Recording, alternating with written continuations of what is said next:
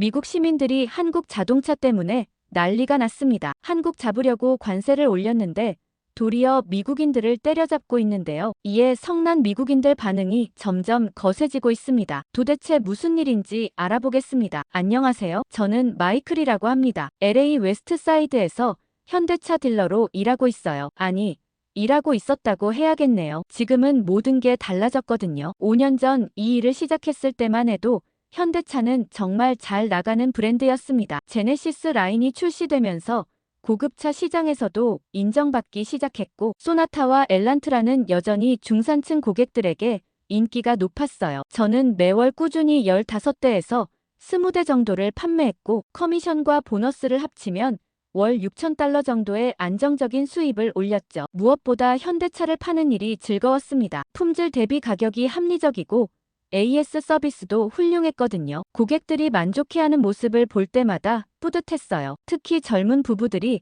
첫 차로 엘란트라를 선택하거나 은퇴한 부모님이 제네시스를 시승해보고 감탄하는 모습을 보면 정말 보람을 느꼈습니다. 그런데 모든 게 한순간에 바뀌기 시작했어요. 새로운 관세 정책이 발표된 후부터였습니다. 한국산 자동차에 대한 관세가 기존 2.5%에서 25%로 대폭 인상된다는 소식이 들려왔어요. 처음엔 단순한 협상용 압박이라고 생각했는데 실제로 시행되더군요. 관세 인상의 여파는 즉시 나타났습니다. 새로운 가격표를 받아보니 모든 차량이 평균 3,000달러에서 5,000달러씩 비싸진 거예요. 엘란트라가 25,000달러에서 갑자기 28,000달러가 되었고 제네시스는 45,000달러에서 50,000달러로 뛰었죠. 고객들에게 새로운 가격을 안내할 때마다 마음이 무거웠어요. 손님들은 가격이 오른 걸 보고는 토요타 쇼룸으로 발길을 돌리시더라고요. 같은 가격대라면 캠리나 아코드가 더 나은 선택이라고 하시면서요. 이해는 했지만 가슴이 아팠습니다. 매주 월요일 아침마다 열리는 세일즈 미팅에서 상황은 더욱 명확해졌어요. 전월 대비 판매량이 40% 감소했다는 보고가 나왔습니다. 다른 딜러들도 마찬가지였어요. 베테랑 세일즈맨인 톰조차 지난달에 겨우 5대를 팔았다고 하더군요. 평소 같으면 15대는 거뜬히 파는 실력자였는데 말이에요. 매니저인 데이브는 우리에게 더 공격적으로 영업하라고 했지만 현실적으로 불가능했어요. 고객들은 이미 다른 브랜드로 눈을 돌린 상태였거든요. 특히 젊은 고객층에서 현대차에 대한 관심이 급격히 떨어졌습니다. 가격 경쟁력이 현대차의 가장 큰 장점이었는데 그게 사라지니까 선택할 이유가 없어진 거죠. 2달이 지나고 결국 예상했던 일이 벌어졌습니다. 딜러십에서 정리해고를 단행한다는 공지가 나온 거예요. 총 15명의 세일즈 직원 중 8명을 내보낸다고 했어요. 저는 아직 경력이 짧은 편이라 첫 번째 해고 대상이었습니다. 마지막 출근 날 책상을 정리하면서 복잡한 마음이 들었어요. 5년 동안 쌓아온 고객관계와 경험이 하루아침에 무너진 느낌이었습니다. 하지만 한편으론 이상한 확신도 생겼어요. 현대차가 나쁜 차가 아니라는 걸 너무 잘 알고 있었거든요. 집으로 돌아오는 길에 주유소에 들렀는데 현대차 투싼을 타는 중년 남성과 대화를 나눴어요. 15만 마일을 탔는데 아직도 문제없이 잘 달린다며 다음에도 현대차를 살 거라고 하더군요. 그 말을 듣는 순간 깨달았습니다. 관세가 올랐어도 현대차에 대한 소비자들의 신뢰는 여전하다는 걸요. 실직하고 나서 첫 번째 주는 정말 힘들었어요. 매일 아침 7시에 일어나 딜러십으로 향하던 습관이 남아있어서 갈 곳도 없는데 일찍 잠에서 깨는 날이 계속됐습니다. 실업급여 신청을 하고 다른 딜러십에 이력서를 넣어봤지만 어디서나 비슷한 대답이 돌아왔어요. 지금은 채용을 하지 않는다고, 상황이 나아지면 연락하겠다고요. 그리곤 아파트 임대료가 걱정되기 시작했습니다. LA 웨스트사이드 월세가 2,800달러인데 실업급여만으로는 2달 정도밖에 버틸 수 없었어요. 저축도 많지 않았고 차 할부금까지 생각하면 상황이 더욱 절망적이었죠. 혼자 아파트에 앉아있으면 불안감이 밀려왔습니다. 그런 어느 날 저녁 냉장고를 열었는데 맥주 2병과 3일 전에 주문한 음식 남은 게 전부였어요. 식욕도 없고 기분도 우울해서 그냥 맥주를 마시며 소파에 누워 천장을 바라봤습니다. 그때 문득 에이미 언니 생각이 났어요. 에이미는 저보다 3살 위인데 7년 전에 한국인 남자친구와 결혼하고 한국으로 떠났습니다. 그때 우리 가족에게는 정말 큰 사건이었어요. 부모님, 특히 엄마가 극렬하게 반대했거든요. 왜 하필 그렇게 먼 나라로 가야 하느냐고. 미국에서 얼마든지 좋은 사람을 만날 수 있는데 굳이 아시아 남자와 결혼해서 고생하려고 하느냐고 했죠. 에이미는 고집이 센 편이었어요. 한번 마음을 정하면 누가 뭐라고 해도 바꾸지 않았습니다. 대학교 때도 그랬고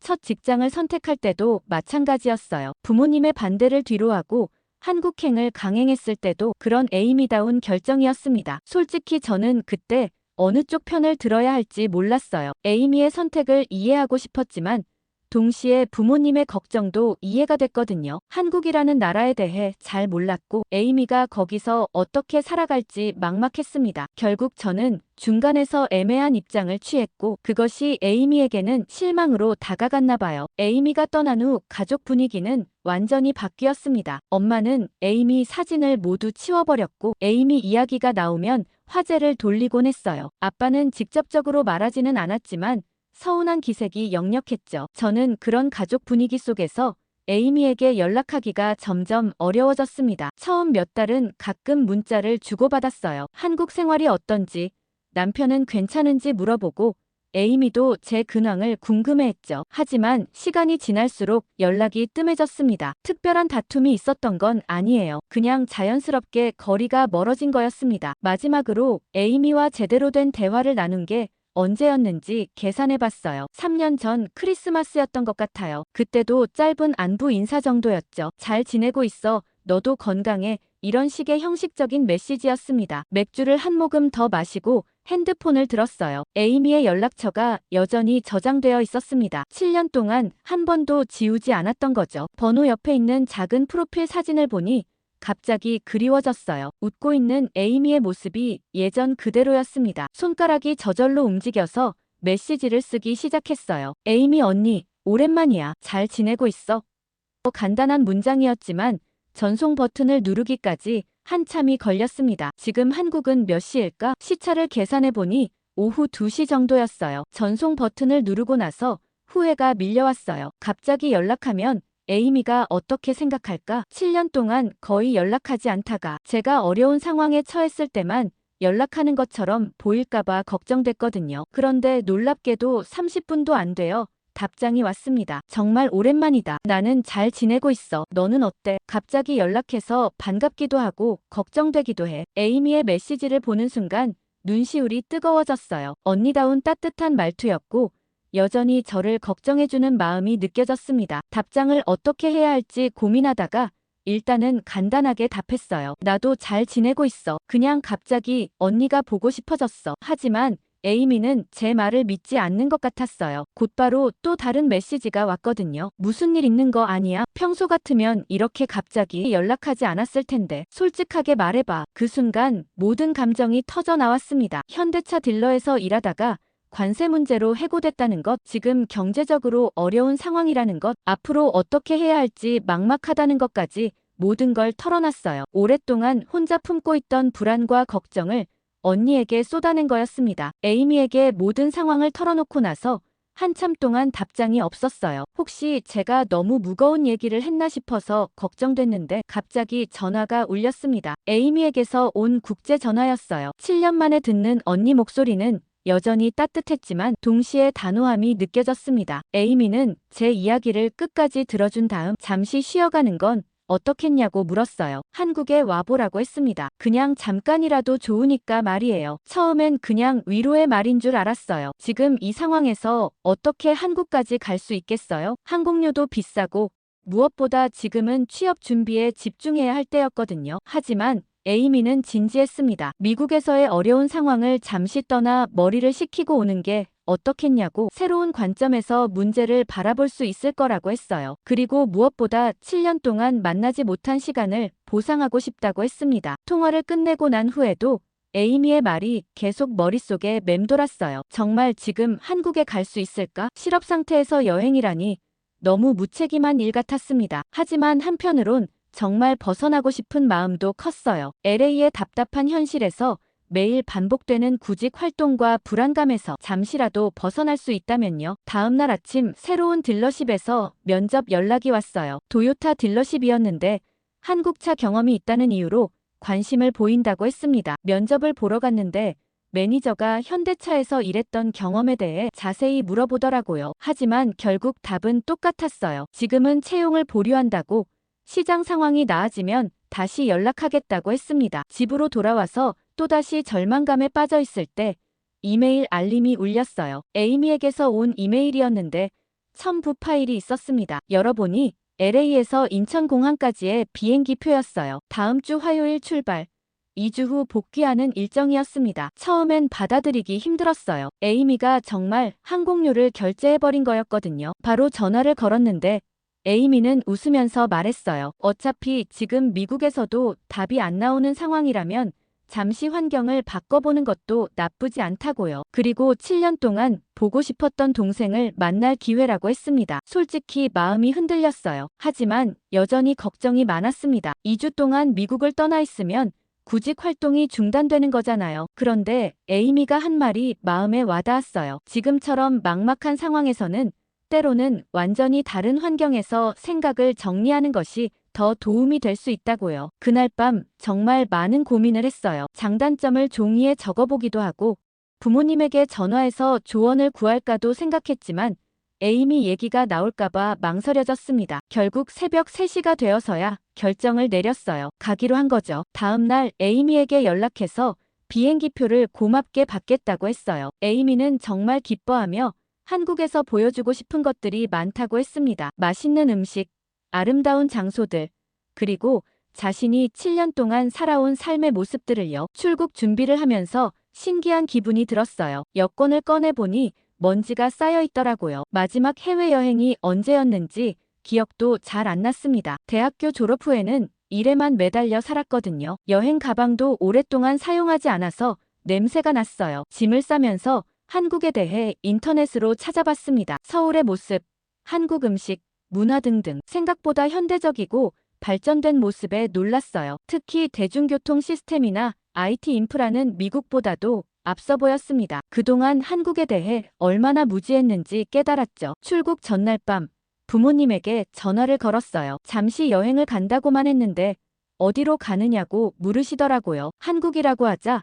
잠시 침묵이 흘렀습니다. 아빠가 조심스럽게 에이미를 만나러 가는 거냐고 물었어요. 네, 라고 대답하자 또 긴 침묵이 있었습니다. 엄마가 전화를 받더니 복잡한 목소리로 말씀하셨어요. 조심하라고, 그리고 에이미가 어떻게 지내는지 안부도 전해달라고요. 그 말을 듣는 순간 가슴이 뭉클했어요. 7년 동안 에이미 이야기를 꺼내지 못했던 엄마도 사실은 언니가 궁금했던 거죠. LA 공항에서 체크인을 하면서 아직도 믿기지 않았어요. 정말 한국에 가는 거구나. 7년 만에 에이미를 만나는 거구나. 설렘과 불안감이 동시에 밀려왔습니다. 14시간의 긴 비행 동안 계속 생각했어요. 에이미는 어떻게 변했을까? 한국은 정말 어떤 곳일까? 그리고 이 여행이 제 인생에 어떤 변화를 가져다 줄까? 기내에서 한국 영화를 몇 편 봤는데 생각보다 재미있더라고요. 특히 현대적인 서울의 모습이 인상적이었어요. 고층 빌딩들, 깔끔한 거리,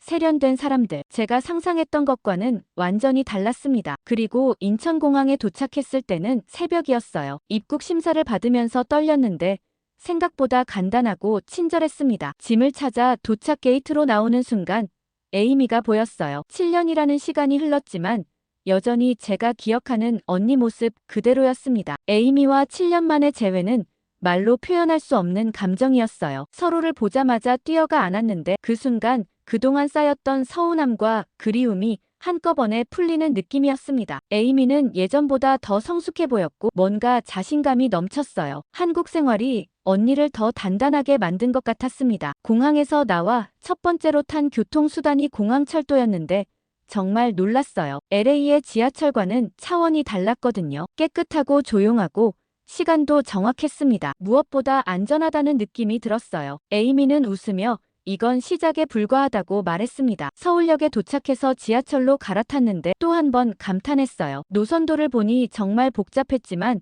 체계적으로 잘 정리되어 있었고 안내방송도 한국어, 영어, 중국어, 일본어로 나왔습니다. 에이미가 유창한 한국어로 길을 묻는 모습을 보니 새삼 대견했어요. 7년 동안 정말 열심히 살았구나 싶었죠. 에이미의 아파트는 생각보다 크지는 않았지만 모던하고 깔끔했어요. 특히 온돌 바닥이 신기했습니다. 맨발로 걸어도 따뜻한 게 정말 좋더라고요. 에이미는 게스트룸을 미리 준비해뒀다며 저를 안내했어요. 첫날 밤 시차 때문에 잠이 안 와서 에이미와 늦게까지 이야기했습니다. 한국 생활에 대해, 남편 지훈 씨에 대해, 그리고 그동안 겪었던 일들에 대해서요. 에이미는 처음엔 적응이 힘들었지만 이제는 한국이 제2의 고향 같다고 했어요. 특히 한국 사람들의 정이 많고 따뜻한 마음에 감동받았다고 하더라고요. 다음 날 아침 창문을 열고 밖을 내다보니 깔끔하게 정돈된 거리가 눈에 들어왔어요. 아침 일찍부터 출근하는 사람들,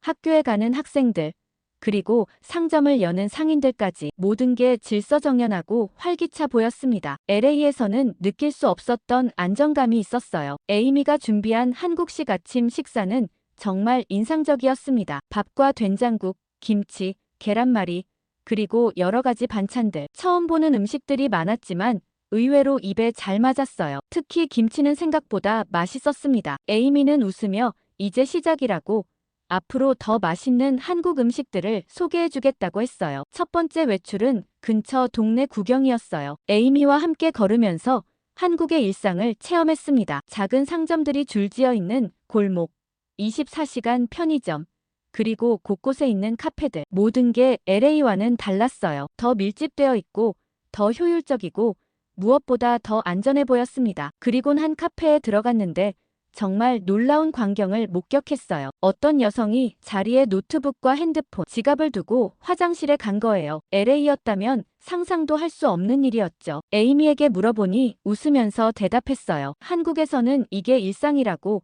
물건을 잃어버려도 대부분 찾을 수 있다고 했습니다. 그날 오후에는 전통시장에 갔어요. 동대문 근처의 한 시장이었는데 활기차고 재미있었습니다. 온갖 음식 냄새가 섞여 나오고 상인들의 친근한 목소리가 들리고 사람들이 북적이는 모습이 정겨웠어요. 에이미가 떡볶이를 사줬는데 매콤하면서도 달콤한 맛이 중독적이었습니다. 저녁에는 한국 전통 음식점에 갔어요. 불고기와 된장찌개, 그리고 수많은 반찬들이 테이블을 가득 채웠습니다. 처음 보는 음식들이 많았지만 대부분 맛있었어요. 특히 불고기는 정말 환상적이었습니다. 에이미는 제가 한국 음식을 좋아하는 모습을 보며 뿌듯해했어요. 식사 후 한강공원을 산책했는데 밤 10시가 넘었는데도 사람들이 많이 나와 있었어요. 운동하는 사람들, 산책하는 가족들, 데이트하는 커플들까지. 그런데 정말 놀라운 건 혼자 조깅하는 여성들이 많다는 거였어요. LA에서는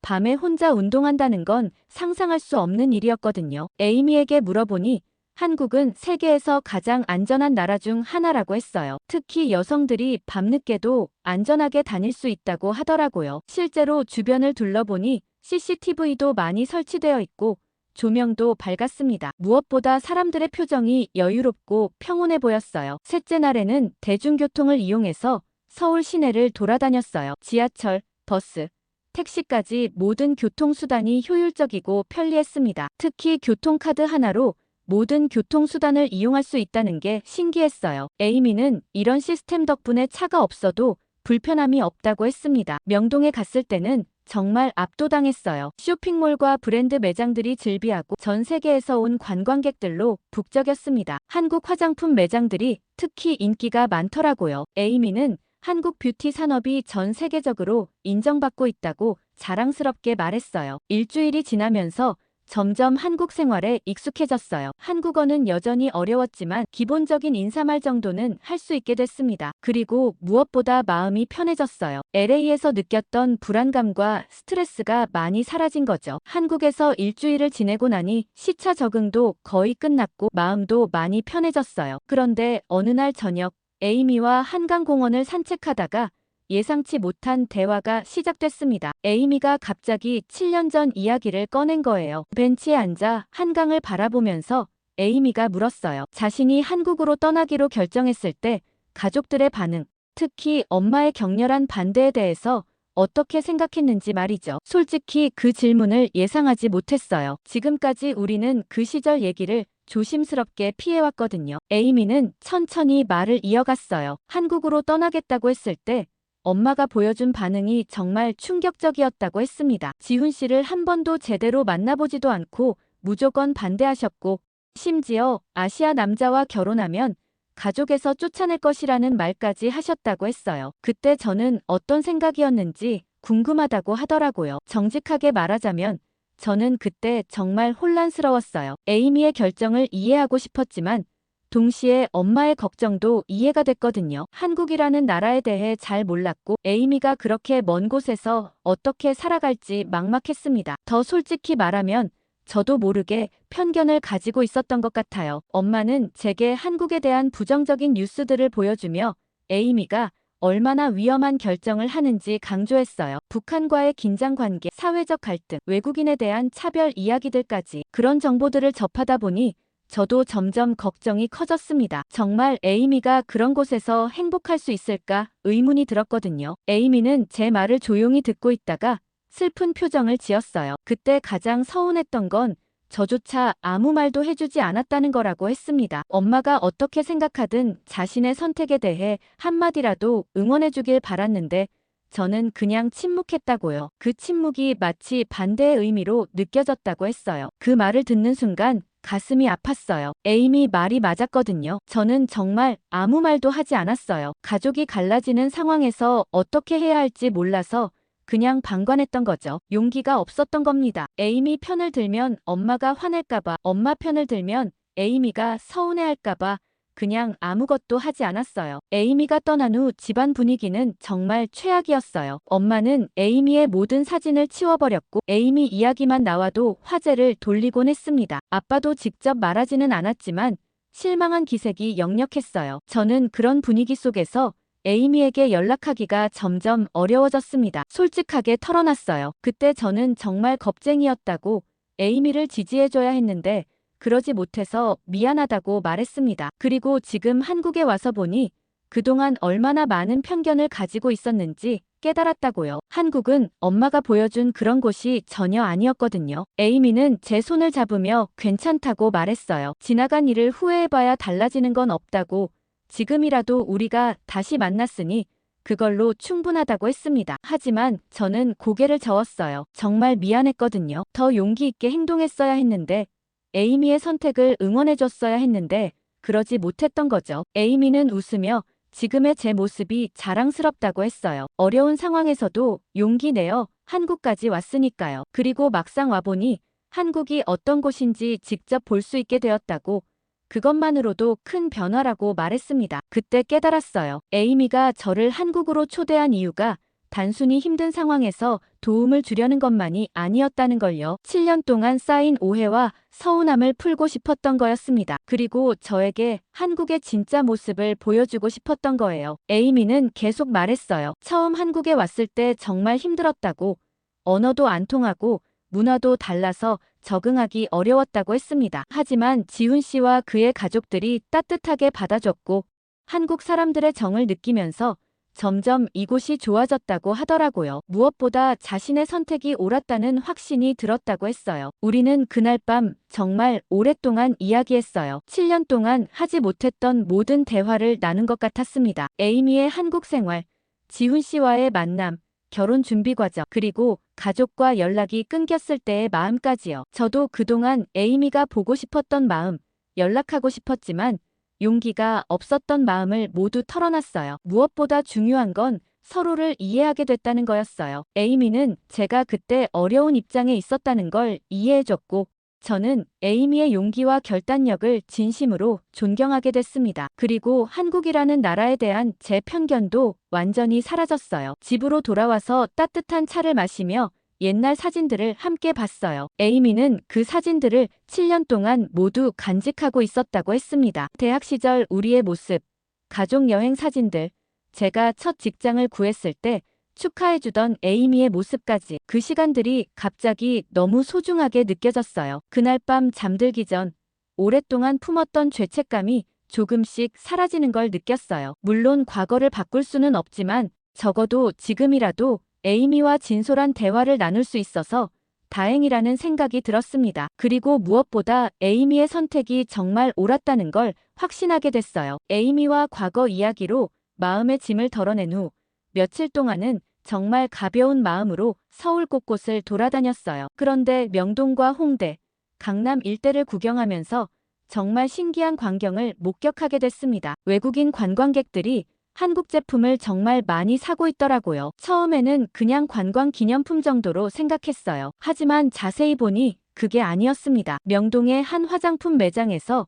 동남아시아에서 온 것 같은 관광객 무리가 쇼핑카트에 제품을 가득 담고 있는 모습을 봤거든요. 한두 개가 아니라 정말 대량으로 사고 있었어요. 더 놀라운 건 올리브영이나 롯데마트 같은 곳에서도 마찬가지였다는 거예요. 외국인들이 한국 라면, 김치, 화장품, 생활용품까지 박스 단위로 구매하고 있었습니다. 심지어 어떤 중국인 관광객은 즉석밥을 20개씩 사더라고요. 이상해서 계속 관찰해봤는데 이런 모습이 하루 이틀의 일이 아니었어요. 궁금증이 커져서 용기를 내어 한 관광객에게 말을 걸어봤습니다. 영어가 통하는 유럽계 관광객이었는데 왜 한국 제품을 이렇게 많이 사는지 물어봤어요. 그 사람의 대답이 정말 인상적이었습니다. 한국 제품의 품질이 뛰어나면서도 가격이 합리적이라고 했어요. 특히 화장품과 생활용품은 자기 나라에서 사는 것보다 훨씬 좋다고 하더라고요. 그리고 한류 드라마와 K-팝 덕분에 한국 문화에 대한 신뢰가 크다고 했습니다. 자기 딸이 BTS 팬이라서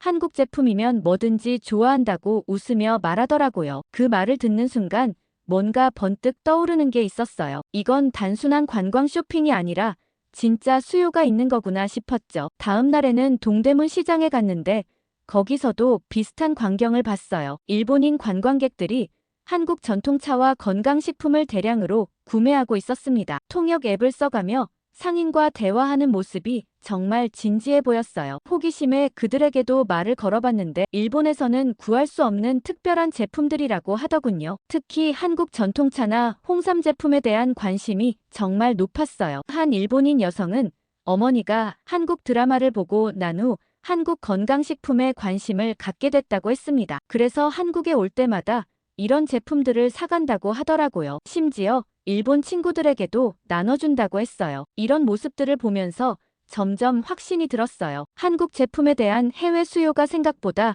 훨씬 크다는 걸 말이에요. 그리고 이건 단순히 한류 열풍 때문만이 아니라 정말 제품 자체의 경쟁력 때문이라는 생각이 들었습니다. 심지어 중동에서 온 것 같은 관광객 가족이 한국 전자제품과 생활용품을 정말 많이 사고 있었거든요. 그들과 대화해보니 자기 나라에서는 한국 제품을 구하기 어렵거나 가격이 너무 비싸다고 했어요. 그래서 한국에 올 때마다 미리 리스트를 만들어서 쇼핑한다고 하더군요. 그날 밤 에이미에게 이런 이야기를 했더니 웃으며 말하더라고요. 자기도 처음 한국에 왔을 때 똑같이 놀랐다고요. 한국 제품들이 해외에서 이렇게 인기가 높은지 몰랐다고 했어요. 특히 화장품이나 식품 같은 경우는 정말 대단하다고 했습니다. 에이미는 지훈 씨 회사에서도 한국 제품 수출 관련 업무를 많이 한다고 했어요. 특히 동남아시아나 중동 지역으로의 수출이 엄청나게 늘고 있다고 하더군요. 한류 덕분에 한국 제품에 대한 브랜드 가치가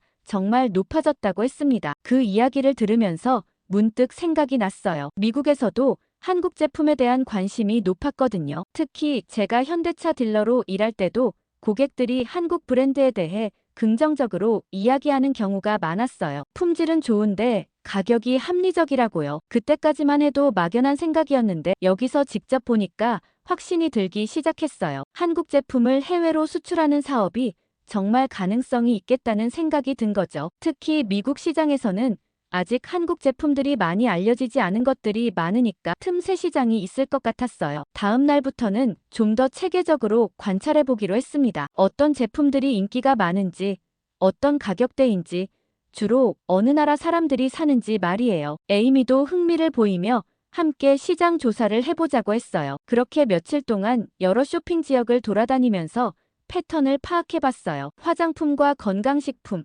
생활용품이 가장 인기가 높았고 특히 젊은 층에서는 패션 아이템이나 액세서리도 많이 찾더라고요. 그리고 무엇보다 가격 대비 품질이 정말 뛰어나다는 평가가 일관적이었습니다. 이런 경험을 통해 새로운 가능성을 보게 됐어요. 현대차 딜러 일을 잃고 절망했던 제가 한국에서 완전히 다른 기회를 발견한 거죠. 한국 제품을 미국으로 수출하는 사업 말이에요. 물론 아직은 막연한 아이디어에 불과했지만 가능성만큼은 충분히 보였습니다. 외국인 관광객들의 쇼핑 패턴을 관찰한 후 본격적으로 시장 조사를 해보기로 마음먹었어요. 에이미도 제 아이디어에 관심을 보이며 적극적으로 도와주겠다고 했습니다. 우선 어떤 제품들이 정말 경쟁력이 있는지, 가격대는 어느 정도인지 체계적으로 알아보기로 했어요. 첫 번째로 방문한 곳은 명동의 대형 화장품 매장들이었습니다. 이니스프리, 더 페이스샵, 에뛰드 하우스 같은 브랜드 매장에서 직원들과 대화해봤어요. 외국인 고객들이 주로 어떤 제품을 사는지,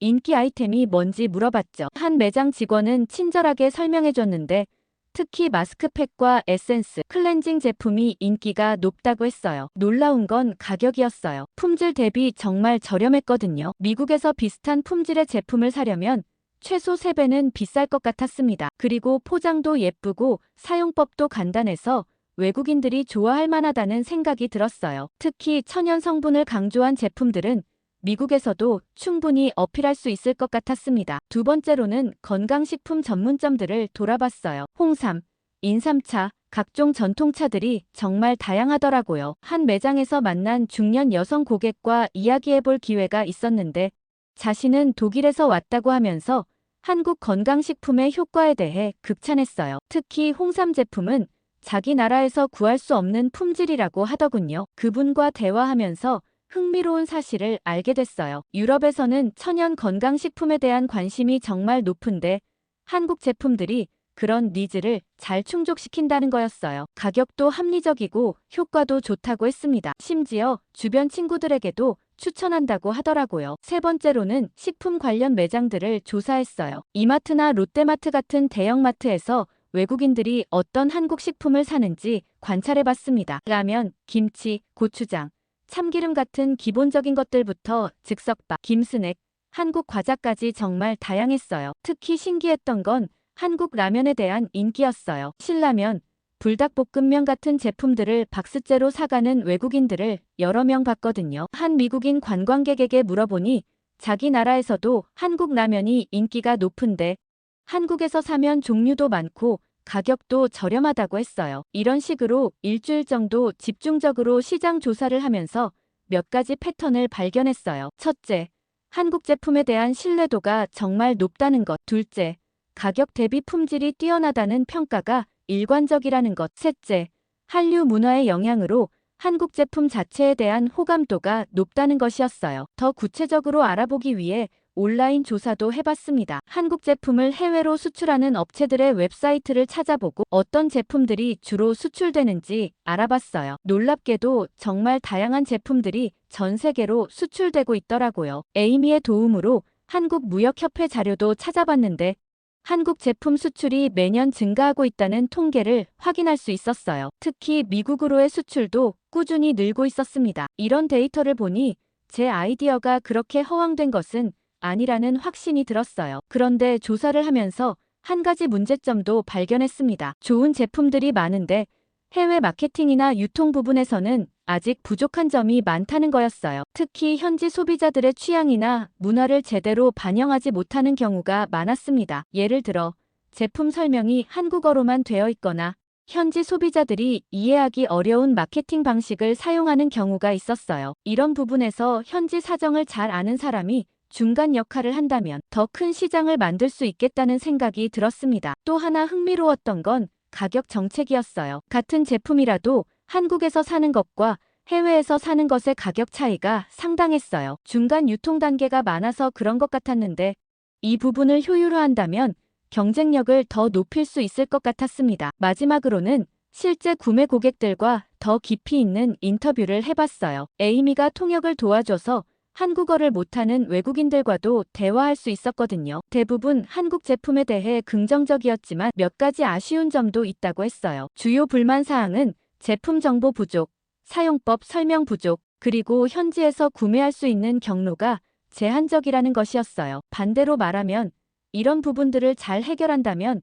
더 큰 기회가 있다는 뜻이기도 했습니다. 일주일간의 집중적인 시장 조사를 마치고 나니 확신이 섰어요. 한국 제품을 해외로 수출하는 사업은 분명히 가능성이 있다는 것, 그리고 특히 미국 시장에서는 아직 충분히 개척되지 않은 영역이 많다는 것을요. 이제 구체적인 사업 계획을 세워볼 때가 온 것 같았습니다. 체계적인 시장 조사를 마치고 나서 더 구체적인 정보가 필요하다는 생각이 들었어요. 특히 젊은 세대의 소비 패턴이나 SNS 마케팅 트렌드 같은 것들 말이에요. 그런데 혼자서는 한계가 있었습니다. 한국어도 서툴고 현지 문화도 완전히 이해하지 못했거든요. 그러던 어느 날 홍대 근처의 한 대형 쇼핑몰에서 우연히 흥미로운 광경을 목격했어요. 한국인으로 보이는 젊은 남성이 외국인 관광객들에게 유창한 영어로 제품을 설명해주고 있었거든요. 그것도 단순한 설명이 아니라 정말 전문적이고 자세하게요. 호기심이 생겨서 그 사람을 계속 지켜봤는데 정말 인상적이었어요. 중국인 관광객에게는 중국어로, 일본인에게는 일본어로 자연스럽게 소통하더라고요. 그리고 제품의 특징이나 사용법을 설명할 때도 각 나라 사람들의 피부 타입이나 선호도를 고려해서 추천해주는 모습이 프로페셔널했습니다. 잠시 후 그 사람이 휴식을 취하는 것 같아서 용기를 내어 말을 걸어봤어요. 자기소개를 하니 유현이라고 하더군요. 대학교 3학년인데 방학 동안 이 쇼핑몰에서 아르바이트를 하고 있다고 했습니다. 전공이 국제통상학이라서 이런 일이 전공과도 연결된다고 하더라고요. 유현과 대화를 나누면서 정말 놀랐어요. 나이는 어리지만 한국 제품의 해외 진출에 대해 정말 해박한 지식을 가지고 있었거든요. 특히 젊은 세대의 소비 트렌드나 SNS 마케팅에 대해서는 저보다 훨씬 잘 알고 있었습니다. 유현에게 제가 하고 있는 시장 조사에 대해 이야기했더니 정말 관심을 보이더라고요. 그리고 바로 실용적인 조언을 해주기 시작했어요. 예를 들어 화장품 같은 경우는 특히 젊은 층에서 인기가 많은데 마케팅은 인스타그램이나 틱톡 같은 SNS를 적극 활용하는 게 좋다고 했습니다. 더 구체적으로는 인플루언서 마케팅이 정말 효과적이라고 하더라고요. 한국에서는 이미 많은 브랜드들이 이런 방식을 사용하고 있는데 해외에서도 점점 중요해지고 있다고 했어요. 특히 미국 같은 경우는 아직 한국 제품을 잘 모르는 소비자들이 많으니까 신뢰할 만한 인플루언서가 추천하면 효과가 클 거라고 했습니다. 유현은 자신이 아르바이트하면서 관찰한 것들도 공유해줬어요. 예를 들어 중국인 관광객들은 주로 고급 화장품을 선호하는 반면 동남아시아에서 온 관광객들은 가성비 좋은 제품을 찾는 경우가 많다고 했죠. 그리고 유럽이나 미국에서 온 사람들은 천연 성분이나 기능성을 중시한다고 하더라고요. 이런 정보들이 정말 유용했어요. 단순히 좋은 제품을 파는 것만으로는 부족하고 타겟 고객에 맞는 마케팅 전략이 필요하다는 걸 깨달았거든요. 유현은 이런 부분에서 정말 전문가 수준의 인사이트를 가지고 있었습니다. 며칠 후 다시 만나서 더 자세한 이야기를 나눴어요. 유현은 제 사업 아이디어에 정말 관심을 보이며 구체적인 조언을 해주기 시작했습니다. 특히 어떤 제품군부터 시작하는 게 좋을지, 초기 마케팅은 어떻게 해야 할지에 대해 실질적인 제안을 해줬어요. 유현의 조언 중에서 가장 인상적이었던 건 현지화의 중요성에 대한 이야기였어요. 같은 제품이라도 나라마다 선호하는 향이나 질감이 다르다고 했습니다. 그리고 제품 설명이나 마케팅 문구도 단순히 번역하는 수준이 아니라 현지 문화에 맞게 각색해야 한다고 하더라고요. 예를 들어 미국에서는 제품의 기능성과 효과를 수치로 명확하게 보여주는 게 중요한 반면 일본에서는 사용 경험이나 감성적인 부분을 강조하는 게 더 효과적이라고 했어요. 이런 세밀한 차이를 아는 것이 성공의 열쇠라고 했습니다. 유현은 또한 온라인 유통의 중요성에 대해서도 강조했어요. 요즘은 오프라인 매장보다 온라인 쇼핑이 더 중요하다고, 특히 젊은 세대일수록 그런 경향이 강하다고 했습니다. 그래서 온라인 플랫폼을 잘 활용하는 것이 필수라고 하더라고요. 구체적으로는 아마존이나 이베이 같은 글로벌 플랫폼부터 시작해서 나중에는 독자적인 온라인 스토어를 구축하는 것이 좋다고 조언해줬어요. 그리고 각 플랫폼마다 알고리즘이나 운영 방식이 다르니까 그에 맞는 전략이 필요하다고 했습니다. 유현과 이야기하면서 느낀 건 제가 생각했던 것보다 이 분야가 훨씬 전문적이고 복잡하다는 거였어요. 단순히 좋은 제품을 찾아서 파는 것이 아니라 마케팅부터 유통, 고객 서비스까지 모든 것을 체계적으로 준비해야 한다는 걸 알게 됐습니다. 하지만 동시에 더 큰 확신도 얻었어요. 유현 같은 전문 지식을 가진 사람과 함께 한다면 성공 가능성이 훨씬 높아질 것 같았거든요. 그래서 조심스럽게 물어봤어요. 혹시 이 프로젝트에 관심이 있는지, 함께 해볼 생각이 있는지 말이에요. 유현은 잠시 생각하더니 흥미롭다고 했어요. 자신도 졸업 후에 이런 쪽 일을 해보고 싶었는데 좋은 기회가 될 것 같다고 하더라고요. 다만 아직 학생이라서 본격적으로 참여하기는 어렵지만 조언이나 정보 제공 정도는 충분히 도울 수 있다고 했습니다. 그렇게 유현과의 만남을 통해 제 사업 구상이 훨씬 구체화됐어요. 단순한 아이디어에서 실현 가능한 계획으로 발전시킬 수 있는 실마리를 찾은 거죠. 무엇보다 현지 사정을 잘 아는 파트너를 만났다는 것이 가장 큰 수확이었습니다. 유현은 다음 만남에서 더 구체적인 시장 분석 자료를 가져다 주겠다고 했어요. 그리고 자신의 교수님께도 조언을 구해보겠다고 하더라고요. 이런 적극적인 자세를 보니 정말 믿음직스러웠습니다. 유현과의 만남을 통해 사업 아이디어가 구체화되면서 이제 정말 실행에 옮길 때가 왔다는 생각이 들었어요. 하지만 막상 시작하려니 해결해야 할 문제들이 산더미였습니다. 우선 한국에서 협력할 수 있는 제조사나 유통업체를 찾아야 했고, 품질 검증부터 물류,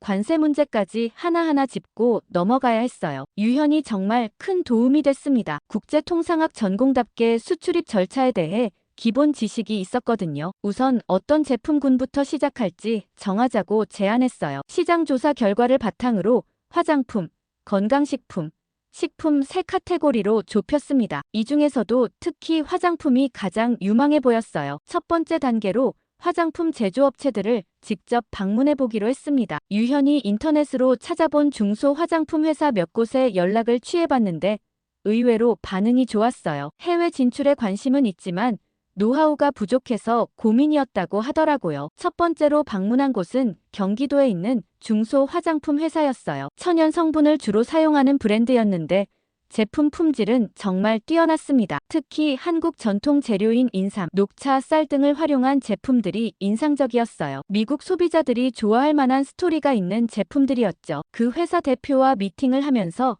많은 것을 배웠어요. 품질 관리 시스템부터 해외 인증 절차까지 정말 까다로운 과정들이 많더라고요. 특히 미국 FDA 승인이나 유기농 인증 같은 것들은 시간도 오래 걸리고 비용도 많이 든다고 했습니다. 하지만 그 대표님이 해주신 말씀이 인상적이었어요. 한국 화장품의 품질과 기술력은 이미 세계 최고 수준이라고. 다만 마케팅이나 유통 부분에서 현지 전문가와 협력하는 것이 중요하다고 하시더라고요. 그래서 저 같은 사람과의 파트너십에 관심을 보였습니다. 두 번째로 방문한 곳은 건강식품 전문 업체였어요. 홍삼, 인삼, 각종 전통차를 생산하는 회사였는데 이미 일부 제품을 동남아시아에 수출하고 있었습니다. 미국 시장 진출도 계획하고 있었지만 현지 파트너를 찾지 못해서 고민이었다고 하더라고요. 이 회사에서는 더 구체적인 이야기를 나눌 수 있었어요. 제품별 원가 구조, 최소 주문량, 배송 기간 등등. 유현이 미리 준비한 질문 리스트 덕분에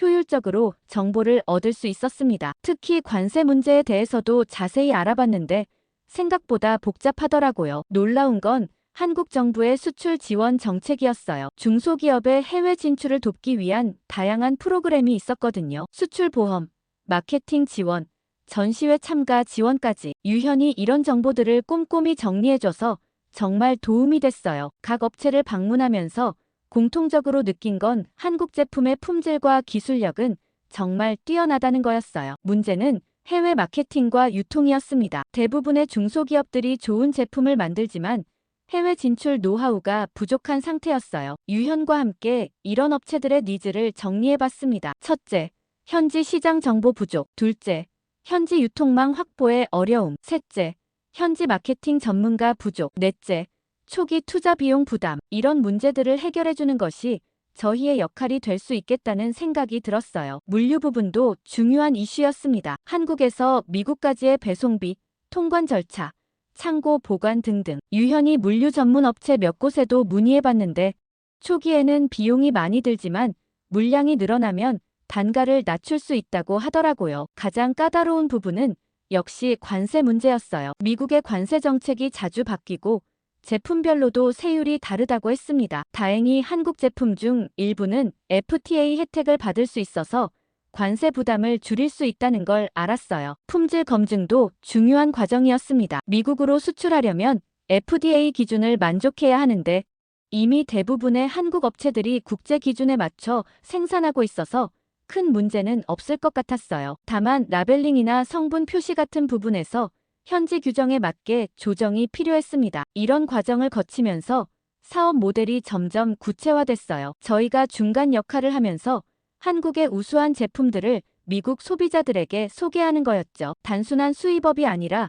브랜딩과 마케팅까지 포함한 종합적인 서비스를 제공하는 것이 목표였습니다. 유현은 이런 비즈니스 모델을 가지고 자신의 교수님께도 조언을 구해봤다고 했어요. 교수님도 흥미로워하시면서 몇 가지 유용한 조언을 해주셨다고 하더라고요. 특히 초기에는 한두 개 제품에 집중해서 성공 사례를 만드는 것이 중요하다고 하셨다고 해요. 이제 구체적인 파트너십 계약을 준비할 단계가 됐습니다. 첫 번째로 만난 화장품 회사와 시범적으로 시작해보기로 했어요. 그들의 인기 제품 몇 가지를 선정해서 미국 시장에 테스트해보는 거였죠. 한국에서 협력 업체들과의 미팅을 마치고 나니 이제 정말 실행에 옮길 때가 됐어요. 첫 번째 파트너로 선정한 화장품 회사와 구체적인 계약 조건을 논의하기 시작했습니다. 유현이 계약서 검토부터 물류 계획까지 꼼꼼하게 도와줘서 정말 든든했어요. 시범 수출로는 그 회사의 베스트셀러 제품 3가지를 선택했습니다. 인삼 에센스, 녹차 마스크팩, 그리고 쌀겨 클렌징 폼이었어요. 모두 천연 성분을 강조한 제품들이라 미국 소비자들에게 어필할 수 있을 것 같았거든요. 초기 물량은 각각 500개씩으로 정했습니다. 가장 먼저 부딪힌 문제는 물류였어요. 화장품은 온도나 습도에 민감해서 운송 과정에서 변질될 위험이 있었거든요. 유현이 알아본 물류업체와 상담해봤는데 냉장 컨테이너를 사용하면 안전하게 운송할 수 있다고 했지만 비용이 만만치 않았어요. 처음에는 배송비만 해도 제품 원가의 30% 정도였습니다. 이렇게 되면 미국에서 판매할 때 가격 경쟁력이 떨어질 수밖에 없었어요. 고민하던 중 물류업체에서 제안한 것이 다른 수출업체들과 컨테이너를 공유하는 방법이었습니다. 이렇게 하면 비용을 절반으로 줄일 수 있다고 하더라고요. 다음 문제는 통관 절차였어요. 화장품은 FDA 규정이 까다로워서 성분 분석 자료, 안전성 테스트 결과 등 많은 서류가 필요했습니다. 다행히 협력업체에서 이미 대부분의 인증을 받아놨기 때문에 큰 어려움은 없었지만 라벨링을 미국 기준에 맞춰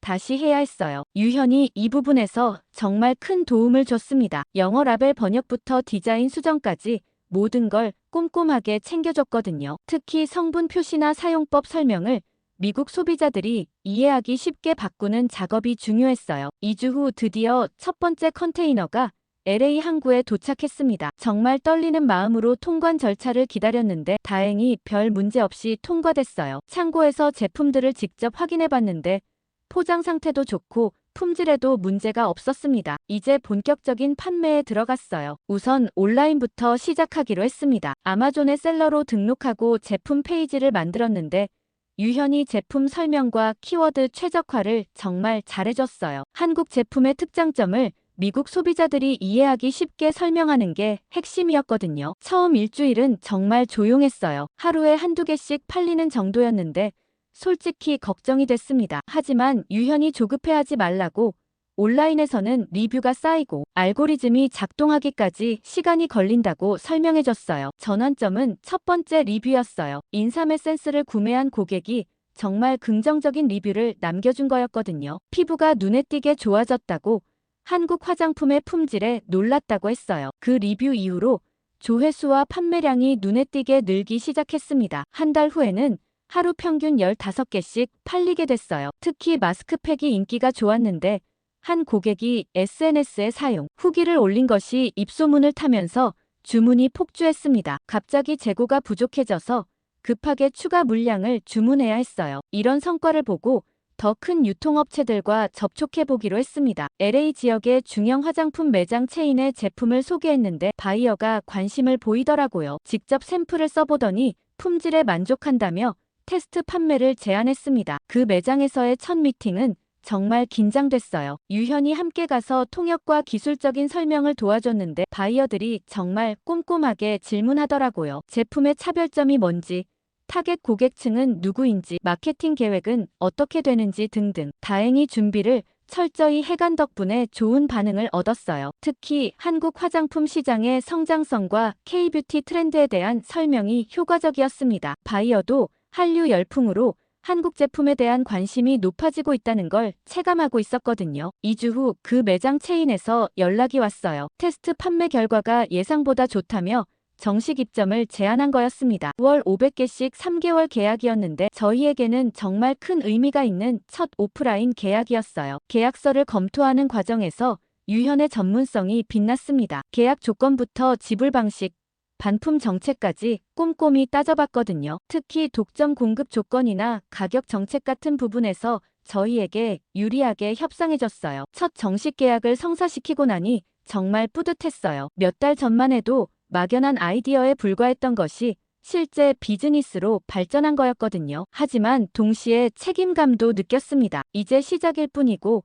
더 크게 키워나가야 한다는 생각이 들었어요. 그 매장에서의 성공을 바탕으로 다른 유통업체들과도 미팅을 잡기 시작했습니다. 이미 성공 사례가 있으니까 훨씬 수월하게 어필할 수 있었어요. 특히 판매 데이터와 고객 리뷰를 보여주니까 바이어들의 반응이 확실히 달랐습니다. 한국의 협력업체에서도 이런 소식을 들으니 정말 기뻐하더라고요. 처음에는 반신반의했던 분들도 실제 성과를 보니까 더 적극적으로 협력하겠다고 했어요. 심지어 다른 제품 라인도 함께 진출시켜보자는 제안을 해왔습니다. 특히 고객 만족도가 높아서 재구매율이 70%가 넘었어요. 이런 지표들을 보니까 확신이 들었습니다. 유현도 이런 성과에 정말 뿌듯해했어요. 처음에는 단순히 조언만 해주려고 했는데 어느새 핵심 파트너가 되어 있었거든요. 앞으로도 함께 사업을 키워나가자고 의기투합했습니다. 첫 계약 성사 이후 매출이 꾸준히 증가하면서 이제 본격적인 마케팅 전략이 필요하다는 생각이 들었어요. 단순히 좋은 제품을 파는 것만으로는 한계가 있었거든요. 유현과 함께 앉아서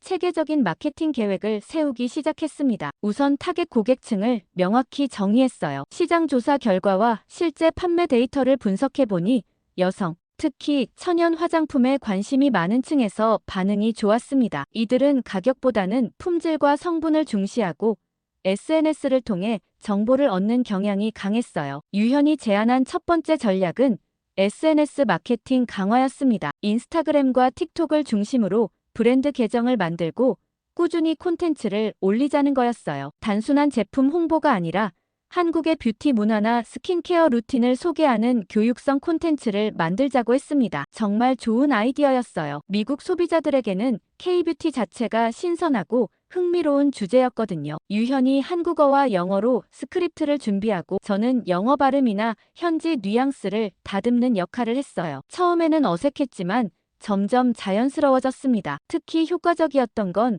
한국 여성들의 10단계 스킨케어 루틴 영상이었어요. 유현이 직접 출연해서 각 단계별로 제품을 사용하는 방법을 보여줬는데 조회수가 10만을 넘어섰거든요. 그 영상을 본 사람들이 실제로 제품을 구매하는 경우도 많았어요. 성공적인 마케팅 캠페인을 통해 브랜드가 자리를 잡아가면서 이제는 더 큰 그림을 그려볼 때가 왔어요. 유현과 함께 앉아서 향후 5년간의 사업 계획을 세우기 시작했습니다. 단순히 한국 제품을 수입해서 파는 것을 넘어서 진짜 글로벌 브랜드를 만들어보자는 야심찬 목표를 세웠어요. 우선 제품 라인업을 대폭 확장하기로 했습니다. 기존의 화장품에서 건강식품, 생활용품, 심지어 한국 전통차까지 포함하는 종합 K라이프 스타일 브랜드로 발전시키려는 계획이었어요. 유현이 시장 조사를 통해 각 카테고리별 수요를 분석해봤는데 모든 분야에서 가능성이 충분했습니다. 그리고 유현도 이제는 완전한 비즈니스 파트너가 되었어요. 대학을 졸업한 후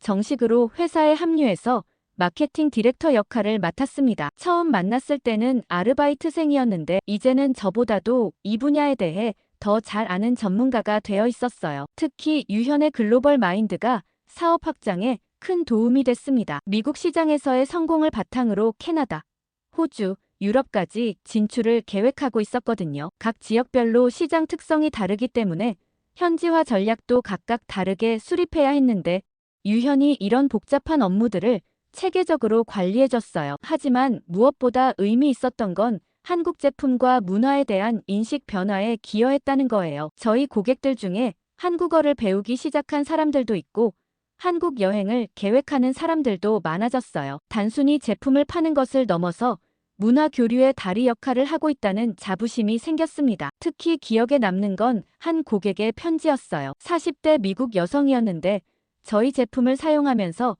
한국 문화에 관심을 갖게 됐다고 했습니다. 그래서 딸과 함께 한국어를 배우기 시작했고 내년에는 한국 여행을 가기로 했다고 하더라고요. 이런 이야기를 들을 때마다 정말 뿌듯했어요. 장기적으로는 한국의 R&D 센터도 설립하고 싶었어요. 한국의 우수한 연구진들과 협력해서 차세대 뷰티 기술을 개발하는 거죠. 유현도 이런 비전에 공감하며 함께 실현해보자고 했습니다. 돌이켜보면 정말 극적인 변화였어요. 불과 얼마 전만 해도 저는 현대차 딜러에서 해고당한 실업자였거든요. 트럼프의 관세 폭탄 때문에 절망하고 있었는데 그 위기가 오히려 새로운 기회로 이어진 거였죠. 에이미 언니가 한국으로 초대해주지 않았다면, 유현을 만나지 못했다면, 한국 제품의 우수성을 직접 체험하지 못했다면 이런 일은 불가능했을 거예요. 모든 우연이 필연이 되어 지금의 성공으로 이어진 것 같았습니다. 가장 중요한 건 함께하는 사람들이었어요. 유현 같은 믿음직한 파트너가 있었기 때문에